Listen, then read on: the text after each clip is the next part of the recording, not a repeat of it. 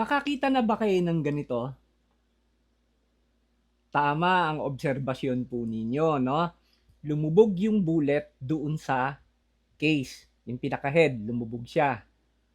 So, ito ang pag-uusapan natin ngayon. Ang tawag po dito ay bullet setback. Aalamin natin bakit nagkakaganito.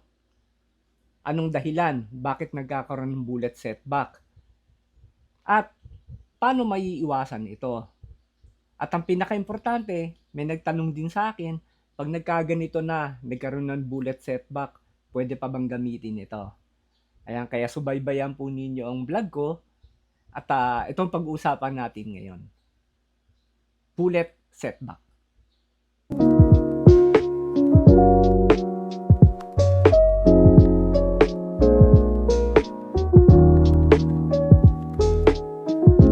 Una, alamin natin mga kapistolero, bakit nagkakaroon ng bullet setback.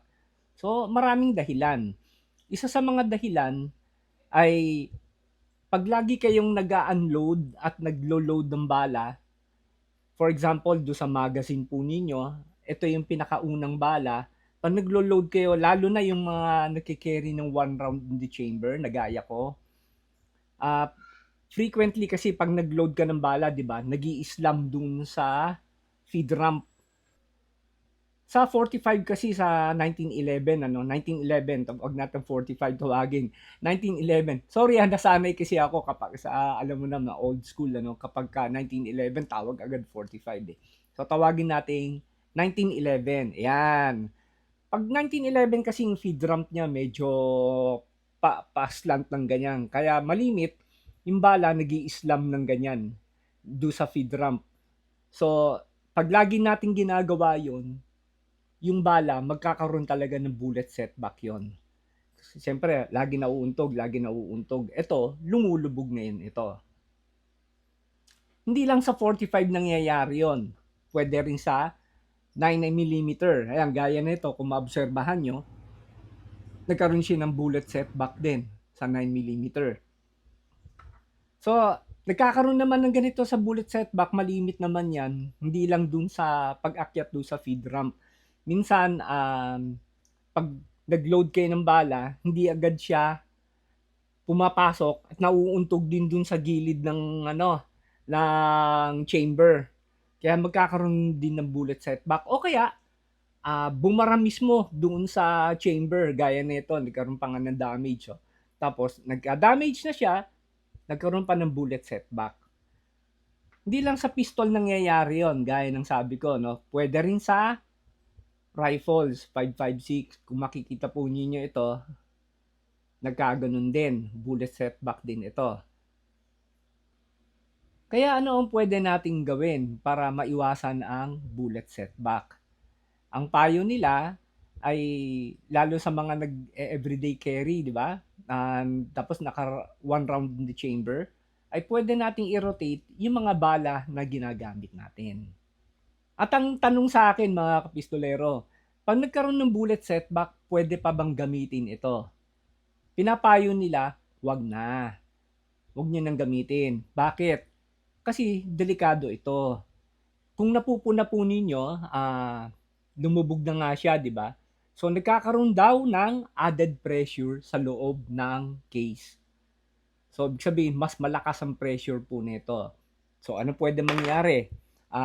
Pwedeng kapag pinutok po ninyo, magkaroon ng damage doon sa shell. Pwedeng sumabog. Although hindi pa ako nakakita ng ganun, by theory, pwede nga mangyari yon. So, obserbahan po natin, ito yung bullet setback, ito yung regular na ammo. 45 ACP po ito. Ayan. Kung makikita po ninyo, ang layo, di ba? So, balik tayo doon sa tanong kung pwede ba ulit gamitin. Ang payo ko, wag na. At ang payo rin ng mga experts, wag na ninyong gamitin. Yung nga, dahil sa added pressure, pwedeng ma-damage ang inyong firearm at maging delikado din po sa inyo. Sir, anong gagawin ko dun sa mga nagkaroon ng bullet setback? Ang payo ko, dali na lang po ninyo do sa pag nagpapareload kayo para sila na mismo magtanggal ng bullet setback at magamit po ninyo yung basyo na maging reload na lang. Actually, ito ang dami kong mga damage na ammo. Ito puro mga damage ammo yan. Hindi ko na ginamit. Yung iba, misfire. Yung iba, nagkaroon ng, delikado na kasi to no? Madadamage po yung barrel ninyo.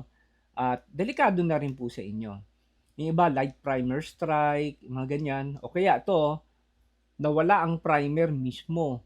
So, anong gagawin ko dito? Iniipon ko lang to.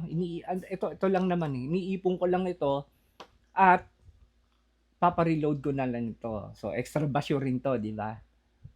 At ayan mga kapistolero, sana may natutunan ulit tayo dito sa finiture kong vlog, At maraming salamat sa mga patuloy na sumusubaybay sa aking YouTube channel at sa aking Facebook page.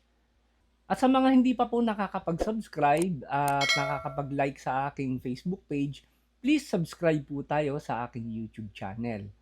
At sa Facebook page po ay mag-follow naman po tayo. Muli maraming salamat sa inyong pagsubaybay sa aking vlog. And as always, lagi ko pong sinasabi kahit paulit-ulit, be a responsible gun owner and to God be the glory.